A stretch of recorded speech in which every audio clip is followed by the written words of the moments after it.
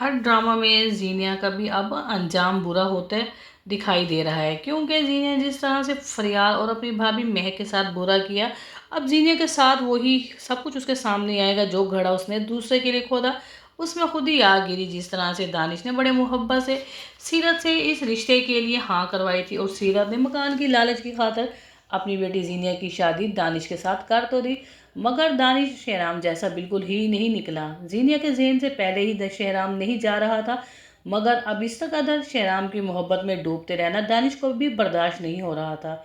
इसी वजह से दानिश का रवैया थोड़ा सख्त था जीनिया के साथ। शादी के पहले दिन ही जीनिया को कह दिया कि मेरे लिए नाश्ता, अब तो हर सारे काम तुम नहीं करने हैं, नाश्ता भी तुम बनाओगी।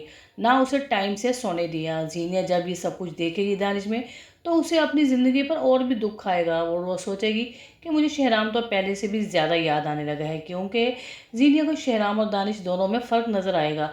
अब शहराम के ताने देने लग जाएगा जीनिया को। दानिश उठते बैठते उसके टीस करेगा शहराम के नाम की। जीनिया से ये सब कुछ बर्दाश्त नहीं होगा, इसलिए जीनिया भी दानिश के साथ गुस्से से बोलेगी, मगर इस तरह से गुस्से से बोलने की टोन दानिश से बर्दाश्त नहीं होगी, और वो जीनिया को कमरे से बाहर निकाल देगा।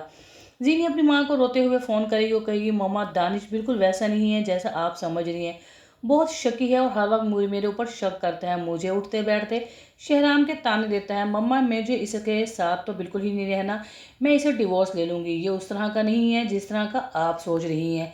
ये बात सुनते ही दानिश फ़ोन ले लेगा जीनिया से और अपनी सास से भी बड़ी सख्त लहजे में बात करेगा।